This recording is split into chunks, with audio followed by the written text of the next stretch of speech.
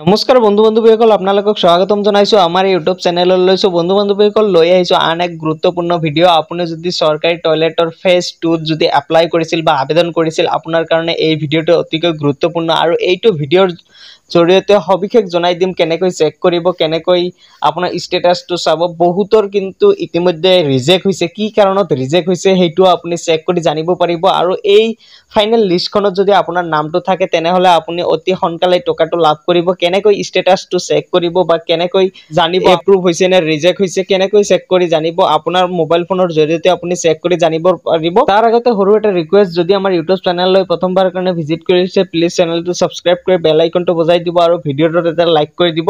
এতিয়া আপুনি আপোনাৰ মোবাইল ফোনৰ যিকোনো এটা ব্ৰাউজাৰ ওপেন কৰি ল'ব। ওপেন কৰাৰ পিছতে সাৰ্চ বাৰত সাৰ্চ কৰি দিব স্বচ্ছ ভাৰত মিছন বুলি।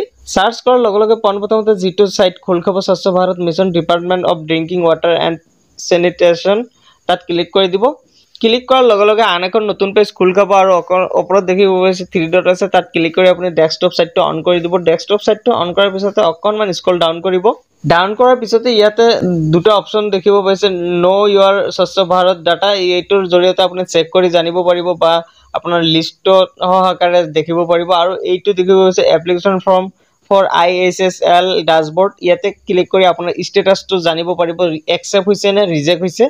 আমি একচেপ্ট হল নে ৰিজেক্ট হল সেইটো আমি চেক কৰিম, যাৰ কাৰণে আমি সেকেন্ড নম্বৰত ক্লিক কৰি দিছো। ক্লিক কৰাৰ লগে লগে আন এখন নতুন পেজ খোল খাব আৰু আপুনি যেতিয়া এপ্লাই কৰিছিল যিটো ৰেজিষ্টাৰ মোবাইল নম্বৰ দিছিলে সেই মোবাইল নম্বৰটো এইটো বক্সত এন্টাৰ কৰি দিব। মোবাইল নম্বৰটো বহুৱাৰ পিছতে তলত দেখিব হৈছে গেট OTP, তাত ক্লিক কৰি দিব। গেট OTP ক্লিক কৰাৰ লগে লগে আপোনাৰ মোবাইলত এটা OTP যাব আৰু সেই OTPটো কপি কৰি আপুনি এন্টাৰ OTP তাত বহুৱাই দিব। তাৰ পিছতে তলত দেখিব হৈছে এটা সিকিউৰিটি কোড আছে, আপুনি যিটো আছে সেইটো আপুনি ফিল কৰি দিব। তাৰ পিছতে তলত দেখিব হৈছে সাইন ইন, তাত ক্লিক কৰি দিব। সাইন ইনত ক্লিক কৰাৰ লগে লগে সম্পূৰ্ণ পেজটো খোল খাব আৰু ইয়াতে আপোনাৰ নামটো শ্ব' হ'ব, মোবাইল নম্বৰটো শ্ব' হ'ব, মেল নে ফিমেল সেইটো শ্ব' হ'ব। তাৰ পিছতে লেফ্ট সাইডত দেখিব হৈছে 3 ডট আছে, তাত ক্লিক কৰি দিব।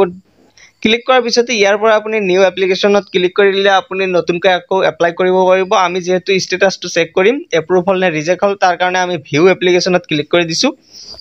ভিউ এপ্লিকেশ্যনত ক্লিক কৰাৰ লগে লগে আপুনি এইটো আইডিৰ পৰা যিমানবিলাক এপ্লিকেশ্যন কৰিছিল বা এপ্লাই কৰিছে সেই সম্পূৰ্ণবিলাক ইয়াতে শ্ব' হ'ব। এপ্লিকেশ্যন নাম্বাৰটো, ৰিচিভ কিমান তাৰিখে হৈছে, ইয়াতে ষ্টেটাছটো দেখিব পাৰিব, এপ্লিকেশ্যন এপ্ৰুভ এটা আৰু আন এটা দেখিব পাইছে এপ্লিকেশ্যন ৰিজেক্ট। আপুনি জাষ্ট ট্ৰেক ষ্টেটাছত ক্লিক কৰি দিব। ট্ৰেক ষ্টেটাছত ক্লিক কৰাৰ লগে লগে সম্পূৰ্ণ ডিটেইলছটো আপোনাৰ ইয়াতে শ্ব' হ'ব, একাউণ্ট নাম্বাৰ তাৰপিছত গোটেইবিলাক ইয়াতে শ্ব' হ'ব। আৰু এটা দেখিব পাইছে এপ্লিকেশ্যন ৰিজেক্ট, তাত ক্লিক কৰি দিব।